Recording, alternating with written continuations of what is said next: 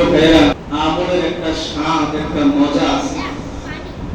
আমরা যারা নামাজ পড়ি, নামাজের মজা, আমরা যারা রমজান মাসে সিয়াম সাধনা পালন করি, সেই রোজার একটা মজা, আমরা যারা সকাল সন্ধ্যা জিকির আজকার করি, কোরআন কারীমের তেলাওয়াত করি, যাকাত ফিতরা দিয়ে থাকি, দিন ধর্ম কর্ম মানার চেষ্টা করি, প্রত্যেকটা ইবাদতের মধ্যে একটা স্বাদ আছে, একটা মজা আছে।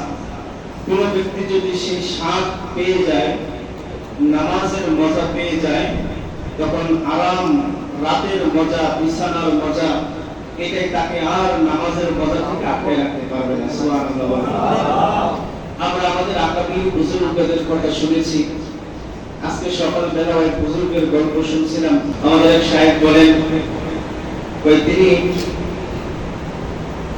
এতটাই অসুস্থ আর এতটাই দুর্বল, তিনি যদি গাড়িতেও সফর করেন, তাহলে তাকে ওই গাড়ির বা ট্রেনের ওই সিটের মধ্যে শুয়ে শুয়ে সফর করতে হয়, দাঁড়াইতে পারেন না। কিন্তু যখন নামাজের সময় হয়, তখন তিনি দুইজন ব্যক্তিকে, দুই পাশের খাদেমকে বলেন, আমাকে একটু ধইরা যায় নামাজে দাঁড় করায় দাও। সুবহানাল্লাহ বলেন। যখন এই আল্লাহর ওলি নামাজে দাঁড়ায়, যে লোকটা নামাজের আগে আর নামাজের পরে বসে থাকার কোনো শক্তি তার গায়ে নাই, এই লোকটা যখন নামাজের মধ্যে দাঁড়ায়, যে মনে হয় এর মতো শক্তিশালী পৃথিবীতে আর কেউ নাই। সুবহানাল্লাহ বললেন না? যে তারা নামাজের স্বাদ পাইছে, মজা পাইছে।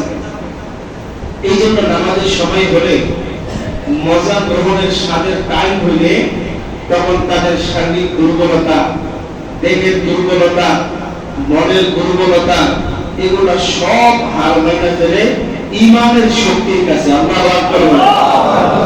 এটার নাম হলো ঈমানি পাওয়া, ঈমানি শক্তি। এই ঈমানি শক্তি যার মধ্যে যত বেশি, তার ইবাদতের মধ্যে মজাও তত বেশি। সুবহানাল্লাহ। ঈমানি শক্তি যার যত কম, ইবাদতের ভিতরে তার আকর্ষণ, মহব্বত আর স্বাদও তত কম। দেখবেন, এইটার বাস্তব একটা উদাহরণ আমাদের আশেপাশে সমাজে বহু ভাইয়ের দিকে তাকাইলেই দেখা যায়। নামধারী মুসলমান, নামধারী ইমানদার, নামধারী দাড়িওয়ালা, টুপিওয়ালা, পাঞ্জাবিওয়ালা, মেসওয়ালা, কিন্তু তার নামাজ দেখলে বড় ঘৃণা হয়, নামাজ দেখলে বড় কষ্ট হয়, তার ইবাদত বন্দেগী আর দিনদারি ধর্মকর্ম দেখলে বড়ই কষ্ট লাগে, যে একজন মুসলমানের নামাজ তো এমন হইতে পারে না। একজন ইমানদারের ধর্মকর্ম, একজন মুসলিমের ধর্মকর্ম তো এমন রং ভাবে হইতে পারে না। এই বাস্তব চিত্রটা যদি আপনাদের সামনে আপনারা উপলব্ধি করতে পারেন, তাহলেই বুঝতে পারবেন যে ঈমানের স্বাদ আর আমলের স্বাদের মধ্যে পার্থক্য কি। কোরআনে কারীমের মধ্যে আল্লাহ সুবহানাহু ওয়া তাআলা যারা ঈমানের স্বাদ পাইছেন, ঈমানের স্বাদ পাওয়ার কারণে অত আমলের স্বাদ পাইছেন, এমন ব্যক্তিদের ঈমানের সাথে আমাদের ঈমানকে মিলাইতে বলছেন। সুবহানাল্লাহ। বলছি, তুমি একজন ঈমানদার, তোমার ঈমানটা কেমন হবে? তোমার ঈমানটাকে আল্লাহর নবীর সাহাবীদের ঈমানের সাথে মিলাও, তাদের ঈমান যেমন, তোমাদের ঈমান ওইরকম হতে হবে, তাহলে আমলের স্বাদ পাওয়া যাবে। নামাজে দাঁড়াইলে দুইটা সেজদা বেশি দিতে মন চাইবে, কোরআনে কারীমের তেলাওয়াত শুরু করলে শেষ করতে মন চাইবে না, জিকির আরম্ভ হইলে দুনিয়া কোন জায়গা দিয়ে শেষ হবে, জিকিরকারীর দিলের ভিতরে জিকির ছাড়া দুনিয়ার কোনো জিকির ঢোকার অপশনই থাকবে না। এটা হলো কিসের স্বাদ? ঈমানের স্বাদ। কিসের স্বাদ? ঈমানের স্বাদ। ঈমান যদি কারো দিলে ঢুকতে পারে, কেউ যদি তার দিলের ভিতরে ঈমানকে বসায় দিতে পারে, দুনিয়ার নাপাক, এই দুনিয়ার আকর্ষণ, নাপাক দুর্গন্ধ যুক্ত দুনিয়ার লালসা অটোমেটিক ঈমানের পাওয়ারে দিল থেকে বের হয়ে যাবে। এটা হলো ঈমানি শক্তি। এই ঈমান শক্তিটা অর্জন করেছিলেন হযরত সাহাবায়ে কেরাম। আল্লাহু আকবার বলেন। তারা ঈমানি শক্তি অর্জন করতে পেরেছিল। ঈমান শক্তি অর্জন করেই তারা ক্ষান্ত হন নাই। এই ঈমানটাকে কিভাবে হেফাজত করা যায় আর ঈমানের উপরে নিজেকে কিভাবে প্রতিষ্ঠিত করা যায় মরণ পর্যন্ত। কোন পর্যন্ত? কোন পর্যন্ত ভাই? একজন বান্দা এবং বান্দী, একজন মুসলিম আর একজন ঈমানদারের ইবাদতের সময় হলে তার মরণ পর্যন্ত। কবরে গিয়া নামাজ পড়লে কোনো লাভ হবে? কবরে গিয়া ঈমান আনলে কোনো লাভ হবে? জান্নাতে গিয়া সারাদিন কোরআন তেলাওয়াত করলে কোনো ফায়দা হবে? তাহলে ঈমান আমল ঠিক করার জায়গাটা কোথায়? দুনিয়াতে। বলেন না ভাই, কোথায়? দুনিয়াতে। এই দুনিয়াতে ঈমানের স্বাদ অর্জন করতে হবে, এই দুনিয়াতে ঈমান বানাইতে হবে। যেহেতু আল্লাহ বলেছেন ঈমান আনো সাহাবীদের মতো, তাহলে আমার ঈমানটাকে সাহাবীদের ঈমানের মতো বানাইতে হবে। কথা ঠিক কিনা ভাই? ঈমান বানাইতে হবে। এটা যদি আমি নবীর একান্ত ব্যক্তিগত কোনো মতামত হতো আমি আপনাদের সামনে উপস্থাপনই করতাম, কারণ এই চেয়ার, এই টেবিল, এই মাইক, এই জায়গা কোন দুনিয়াবী মানুষের ব্যক্তিগত মতামত প্রকাশ করার জায়গা না। এখানে বসে বসে কার মতামত ব্যক্ত করতে হয়? আওয়াজ দিয়ে বলেন কার? সেই আল্লাহর কথাই আমি আপনাদেরকে শোনাচ্ছি। এই জন্য দু একটা প্রশ্ন করলে হ্যাঁ না বলতে হবে। আল্লাহ তাআলা আমাদের ঈমানকে কাদের ঈমানের সাথে মিলাইতে বলছেন? সাহাবীদের ঈমানের সাথে। তার দলিল সূরাতুল বাকারা। আল্লাহ বলেন ওয়া ইযা কিলা লাহুম আমিনু কামা আমানান নাসু ক্বালু আনুমিনু কামা আমানাস সুফাহা আলা ইন্নাহুম হুমুস সুফাহা ওয়ালাকিন লা ইয়ালামুন। আল্লাহ বলেন ওয়া ইযা কিলা লাহুম আমিনু, মক্কার মুনাফিকদেরকে বলা হলো আমিনু কামা আমানান নাস, ঈমান আনো যেমন সাহাবীরা ঈমান এনেছেন, ঈমান আনো যেমন মানুষেরা ঈমান এনেছেন। আল্লাহ পাকের ওয়াদা। আল্লাহ বলেন আমিনু কামা আমানান নাস, মুনাফিকদেরকে বলা হলো ঈমান আনো। কেমন ঈমান আনবা? ভাই ওই যে আবু বকর যেমন ঈমান আনছে এরকম ঈমান আনো, ওমর যেমন ঈমান আনছে তেমন ঈমান আনো। আবু বকর যেভাবে স্বীকৃতি দিল রাদিতু বিল্লাহি রাব্বান ওয়া বিল ইসলামি দীনান ওয়া বিমুহাম্মাদিন সাল্লাল্লাহু আলাইহি ওয়াসাল্লাম নবিয়্যা। বুখারী শরীফের হাদিস পড়ে সাহাবীদের বক্তব্য, আল্লাহর নবী দোয়া শিখালেন যে তোমরা আল্লাহর কাছে বলো আল্লাহ আমি তোমাকে রব হিসেবে পাইয়া বড় খুশি, আলহামদুলিল্লাহ। আমরা দিন ইসলামকে পেয়ে বড় খুশি, আমরা আমাদের নবী মুহাম্মদুর রাসূলুল্লাহ সাল্লাল্লাহু আলাইহি ওয়াসাল্লামকে নবী হিসাবে পেয়ে। আওয়াজ দিয়ে বলেন আপনারা খুশি না বেজার? এটার নাম হলো ঈমান। আল্লাহ মুনাফিকদেরকে বললেন আমিনু, আল্লাহ তাদের আদেশ আমিনু ঈমান আনো। প্রশ্ন হতে পারে ঈমান কার মতো আনবো? আল্লাহ এই শব্দের পরের শব্দে আবার মুনাফিকদেরকে জানায় দিলেন আমিনু কামা আমানান নাসু, ঈমান আনো যেমন সাহাবীরা ঈমান এনেছে। এরপরে মুনাফিকরা একটা ডেঞ্জারাস কথা উচ্চারণ করছে। এবার আল্লাহ বলে নবীর মাধ্যমে নবীকে শুনাইতেছে, মুনাফিকদেরকে বললেন ঈমান আনো, সাহাবীদের মতো ঈমান আনো। এবার মুনাফিকদের উত্তর, যারা ঈমান আনছে ওই জমানায় তাদেরকে মুনাফিক আর কাফেররা বলতো বোকা, নির্বোধ। কি বলতো ভাই? বোকা, নির্বোধ। যেমন এই জমানায় মানুষ হুজুরদেরকে মোল্লা বলে কথা দেয়, হেফাজত করে কথা দেয়, আর কত কিছু বলে বলে না এরকম। কিন্তু আপনাদের কিন্তু কে কথা দেয় না? আপনারা কিন্তু টুপিও না, আপনারা কিন্তু দাঁড়িয়েও না, আপনারা কিন্তু মাঝে মাঝে আপনাদের জুমার দিন একটা পাঞ্জাবি করেন, আপনাদেরকে কিন্তু কেউ মোল্লা বইলা কেউ হেফাজত বইলা আপনাদেরকে কিন্তু বকা দেয় না, দেয় কেউ? কিন্তু আপনারা তো আমাদেরকে দেন। আল্লাহ হেদায়েত দান করুন। ওই জমানে এই ঘটনাই ঘটছে।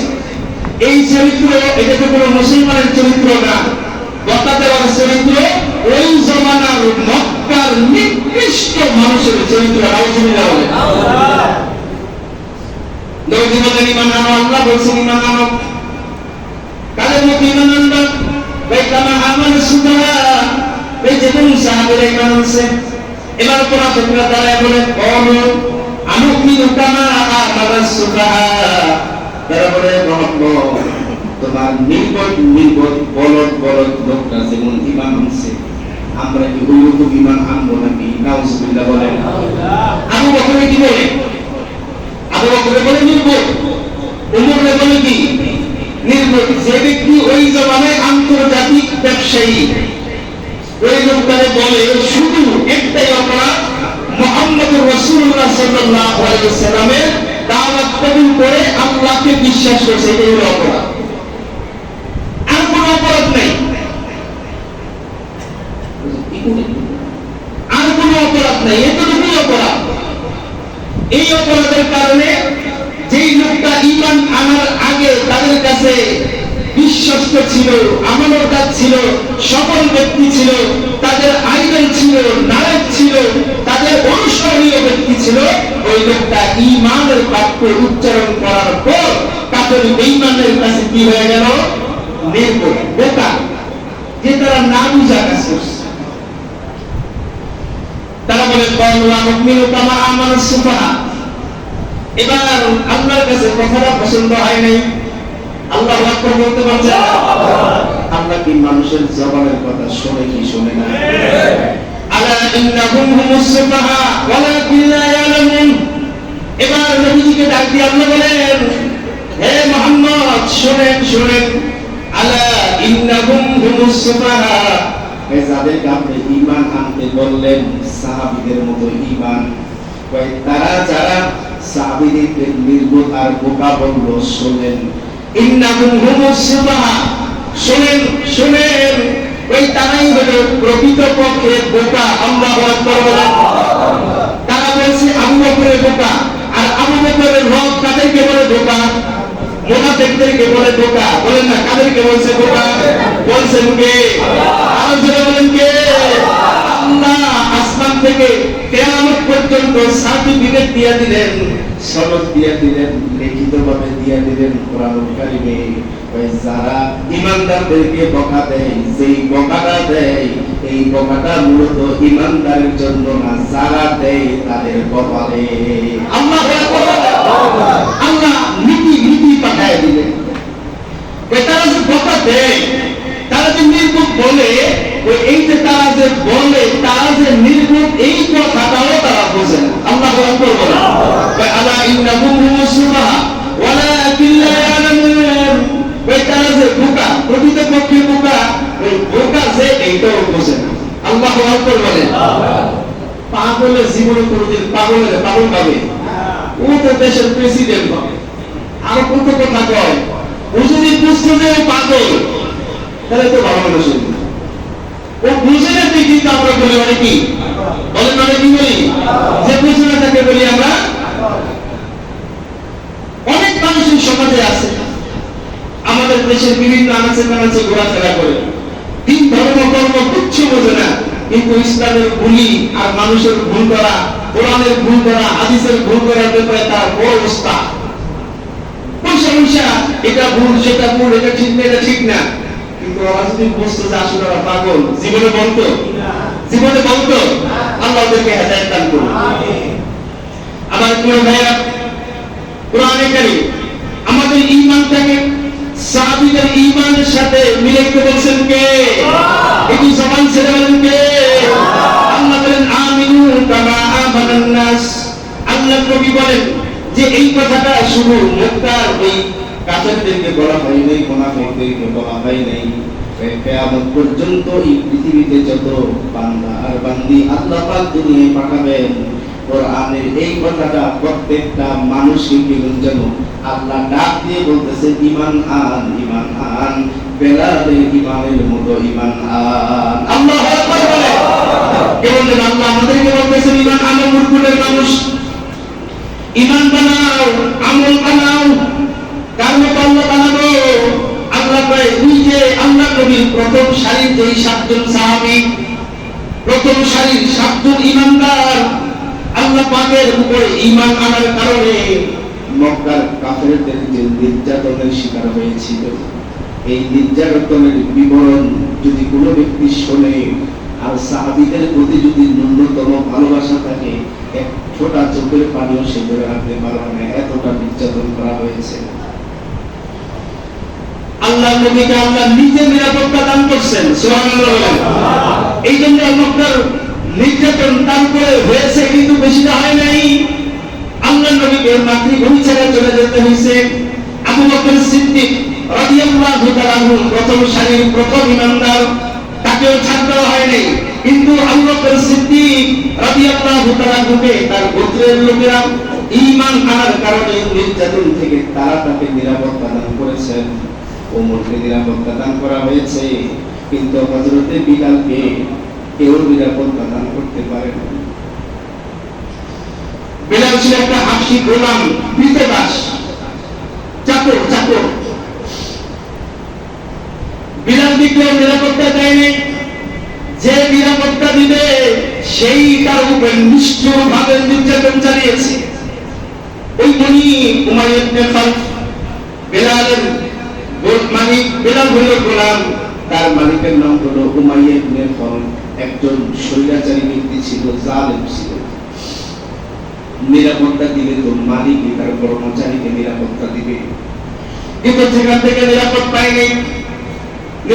পায়নি হযরত বিলাল।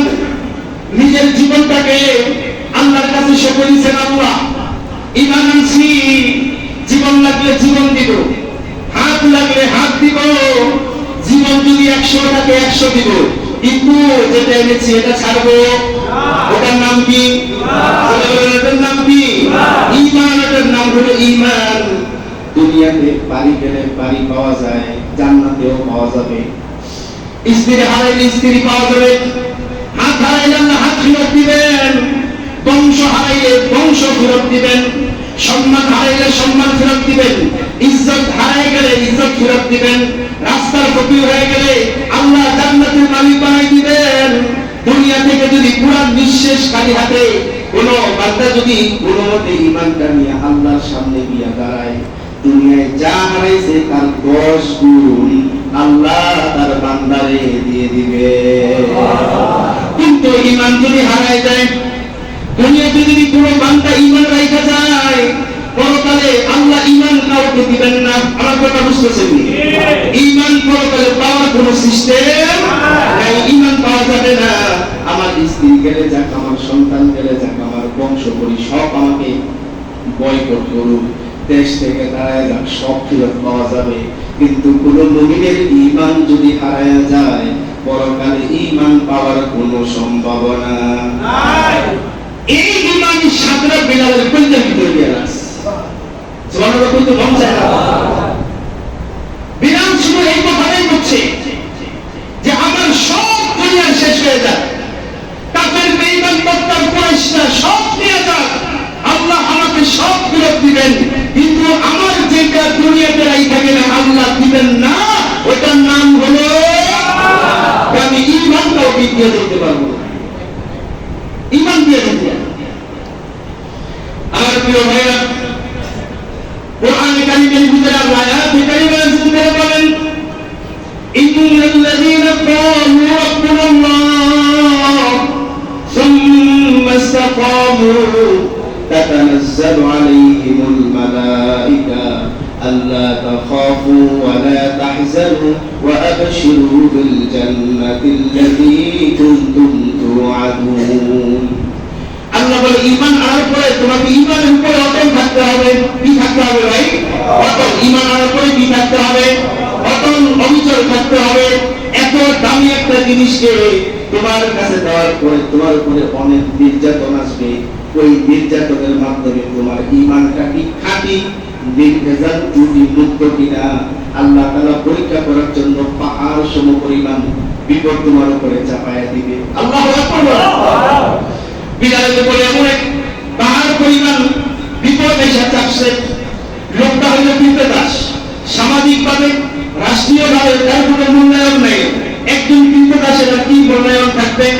চেহারা সুরতে লোকটা দেখতে ভালো না, চুলগুলা কোকড়াই না, সিরুরে দিয়ে আশ্রমে দিলে সিরুনি ভাঙ্গা যায়, কিন্তু চুল তার সোজা হয় না। আল্লাহু আকবার বলে, কোকড়াই না চুল, এবং চুল সিরুনি ভাঙ্গা যায় তো কি হবে না, চুল সোজা হবে না।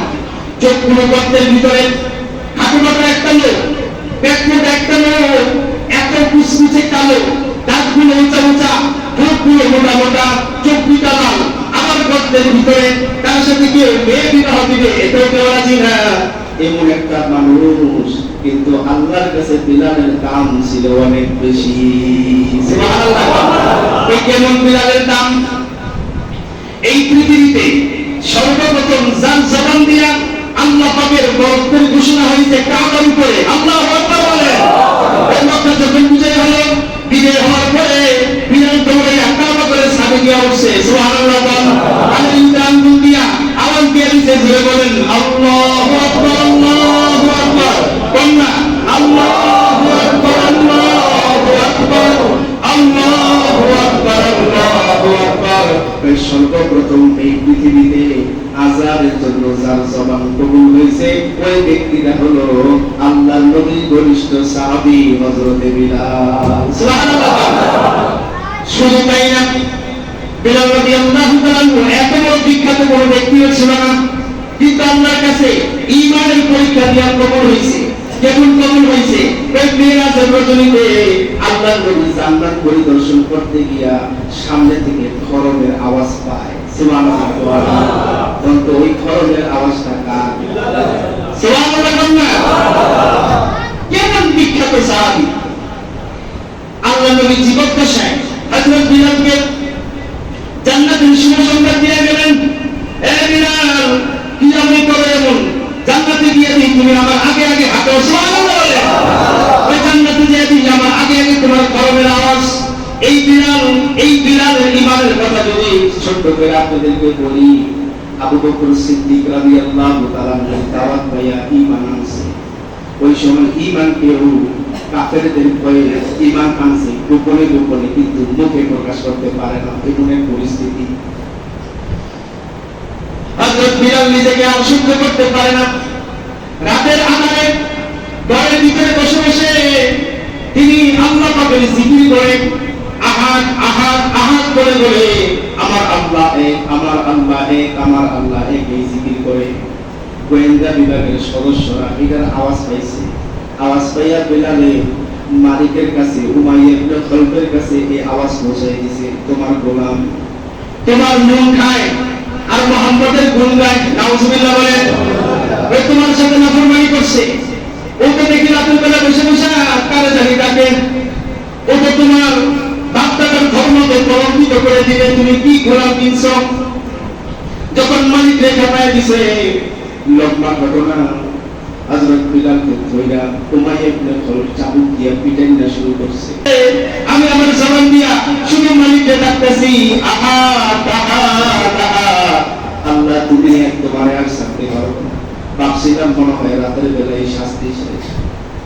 সকালবেলা যখন মরুভূমি রোদ উঠে গেছে, পানিগুলো গরম হয়ে গেছে, আমার ওই ক্ষত বিক্ষত দেহটাকে নিয়ে উত্তপ্ত মরুভূমির ওই আগুন সমতুল্য আমাকে ঠিক করে শোয়া দিছে। আমি হাত দুটা দিয়া পিঠটাই দাওয়া করে আছি। উমাইয়া ইবনে খালফের বাহিনীর এই দৃশ্যটা দেখে একটা বড় পাথর আমার উপরে চাপা দিয়ে দিছে। আমার নিঃশ্বাস বের হয় ভাই। ছোট ছোট বাচ্চাদেরকে পাথরের উপরে নাচ দেওয়ার জন্য দাঁড় করাই দিছে। নাউজুবিল্লাহ বলে। ওই তাদেরকে পাথরের উপরে পাথর আমার বুকের উপরে।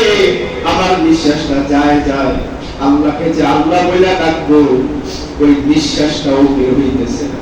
উমাইয়া ইবনে খালফ তাকায় দেখতেছে বিলালের ঠোঁট দিয়া কি যে নড়ে। উমাইয়া ইবনে খালফ ভাবছে মনে হয় এবার বিলাল ঈমান ছেড়ে দিবে, ওর মনে হয় ধৈর্যের প্রাপ ভেঙে গেছে। ওই মাটির সাথে মরুভূমির সাথে কান লাগাইয়া উমাইয়া ইবনে খালফ ওই কাফের বেঈমানটাই শুনতেছে। হযরত বিলালের উপরে পাথরের উপরে মানুষ, নিঃশ্বাস যায় ভাব, নিচু তপ্ত গরম। আকাশের সূর্যটা তো আরো গরম। কেমন যেন বিলালের বস্তুগুলো সিদ্ধ হওয়া ঘুরে করে দিতেছে। জবান দিয়া উমাইয়া ইবনে খালকার কানে শুনে বিলাল ওই সময়ও বলতেছে, আহা আহা আহা, আমার আল্লাহ এক, আমার আল্লাহ এক। বিশ্বনবী রাস্তা দিয়ে যায়, বিশ্বনবীর সাহাবীর এই অবস্থা, নবীর তাকায় দেখে বেলালের অবস্থা খুব খারাপ, কিন্তু ওই সময় বলার কিছু নাই।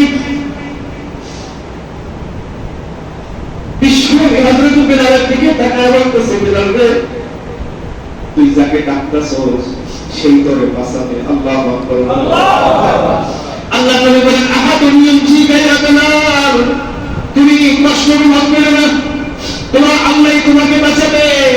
তোমার চলে গেছে আবু বকর সিদ্দিক রাদিয়াল্লাহু তাআলা আনহুর কাছে। নবীজি যা বলে, ওরে আবু বকর, বিলালকে কি একটু বাঁচানো যায় না? হযরত আবু বকর দৌড়ে আসছে, এসে দেখে বিলালের এই করুণ অবস্থা। সারাদিন রোদের ভিতরে রাখার পরে বিকালবেলা লাকড়ি সংগ্রহ করছে। বিলাল ভাবছে মনে হয় তার শাস্তি শেষ, রাতে ফিরেছে, দিনে উত্তপ্ত বাড়ির উপরে পাথর চাপা দিয়ে রাখছে, সন্ধ্যাবেলা লাকড়িগুলো সংগ্রহ করছে, আগুন আগুন জ্বালাইয়া কয়লা তৈরি করছে। বেলালের ঈমানের কি কঠিন পরীক্ষা ভাই! হযরত বেলালের ওই ক্ষত বিক্ষত দেহটাকে ওই কয়লার জ্বলন্ত কয়লার উপরে শোয়াইয়া টানা হেঁচড়া শুরু করছে। হযরত বিলালের সময় বলে, আহাদ আহাদ আহাদ, আল্লাহ তুমি ধরছি আর কি বুঝতাম না, আমি আমার জীবনটাকে তোমার জন্যই সঁপে দিয়েছি, আমার যা হবে হোক, আমি কিন্তু আমার ঈমান আল্লাহ ছাড়তাম না। আওয়াজ দিয়া বলেন তো, এই বিলালের এই কথাগুলো আর সাজিদ পর্যন্ত পৌঁছে কি পৌঁছে না? আমার আল্লাহ থেকে কি দেখে না? আমার আল্লাহ সর্বোচ্চ ঈমানের পরীক্ষা। যখন ওই জ্বলন্ত কয়লার উপরে শোয়াইয়া টানা হেঁচড়া করতেছে, বিলালের পিছনের অংশটা সব পুইরা নিচে পড়ে গেছে, গলার ভিতরে রশি লাগাইছে। বুখারীর বর্ণনায় আছে, গলার ভিতরে রশি লাগাইছে। ওই গরু ছাগল ছেলে টাইনা টাইনা মহল্লার গলিতে গলিতে ঘুরায়। হযরত বিলালের ঈমান আমার অপরাধে উমাইয়া ইবনে খালদ রশি লাগাইছে। রশি লাগাইয়া ছোট ছোট বালকদেরকে ডাক দিয়া, শিশুদেরকে ডাক দিয়া দলবদ্ধ কইরা ওই রশিটা টাইনা টাইনা পুরা মক্কার গলিতে গলিতে ঘোরা, যাতে বিলালকে দেখা সবার কলিজা কাইতে ওঠে, কেউ যেন মুহাম্মদের কথা শুনে ঈমান না আনে। বুখারী শরীফের বর্ণনা করে, গরু মারা গরু যেমন টানে, বিলালের তো হুঁশ নাই। একটা মানুষের কত হুঁশ থাকতে পারে? হুঁশ আসলে তো কথা বলে না, শুধু বাড়িতে থাকে, আল্লাহ তুমি আহাদ তুমি আহাদ তুমি আহাদ, গলিতে গলিতে ঘুরাইতেছে। আল্লাহ রাব্বুল আলামিন এই লম্বা নির্যাতনের পরে বিলালকে আবু বকরের মাধ্যমে মুক্তি দিয়েছেন। আল্লাহু আকবার। আবু বকর নির্যাতন দেখে সইতে পারে না। উমাইয়া ডাক দিয়া বলে, তুমি কত বিক্রি করবে? বিক্রি করো আমার কাছে। উমাইয়া ডাবল দাম তার কাছে চাইছে। ওই জমানে ডাবল দাম দিয়া আবু বকরের জীবন দিয়া কেমন যেন ওই বেলালকে কিনছে। কিনার পরে বেলাল যখন কোনো মতে একটু পয়সা আবু বকরের সামনে দাঁড়াইছে, দাঁড়াইয়া বেলাল যে কথাটা আবু বকরকে বলছে, বেলাল বলে, আবু বকর আমি তো গোলাম, তুমি কি তোমার কাজ করার জন্য আমার কিনছো? তাহলে তোমার কাজ করাও। আর তুমি যদি আমার মালিককে রাজি ও খুশি করার জন্য কিনে থাকো, তাহলে আমার মালিকের কাজ করার জন্য তুমি আমাকে ছেড়ে দাও। আল্লাহু আকবার। এটা ছিল ঈমান। আল্লাহ তাআলা কেমন দামি বানাইছে, মদিনার মুয়াজ্জিন বানাইছে। ওই সময় মদিনার কেশিয়ার কোষাধ্যক্ষ হযরত বিলালকে আল্লাহ বানায় দিয়েছেন। বিলালের জবানটা এত দাম ছিল, যতক্ষণ পর্যন্ত বিলাল আযান না দিত ততক্ষণ পর্যন্ত ফজর হইতো না। আল্লাহু আকবার। আল্লাহ নবীর সামনে সামনে গিয়া জান্নাতের মধ্যে হাঁটে, ঈমানের পরীক্ষা দিয়া ঈমানকে এত মজবুত বানাইয়া বিলাল আল্লাহর কাছে দাবি করে গেছে। এটার নাম হলো ভাই ঈমান, এটার নাম হলো ঈমান। আল্লাহ বলেন, ঈমান যদি আনতে হয় তাহলে বিলালের মতো ঈমান আনো। ঈমান যদি আনতে হয় আবু বকরের ঈমানের মতো ঈমান আনো। ঈমান আমাদের সবাইকে সাহাবীদের মতো ঈমান আনার তৌফিক দান করুন, বলেন আমিন। আল্লাহ ঈমানকে বুঝার তৌফিক দান করুন, বলেন আমিন। আমাদের ঈমান আমলকে জীবনে আঁকড়ে ধরার তৌফিক আল্লাহ আমাদেরকে দান করুন, বলেন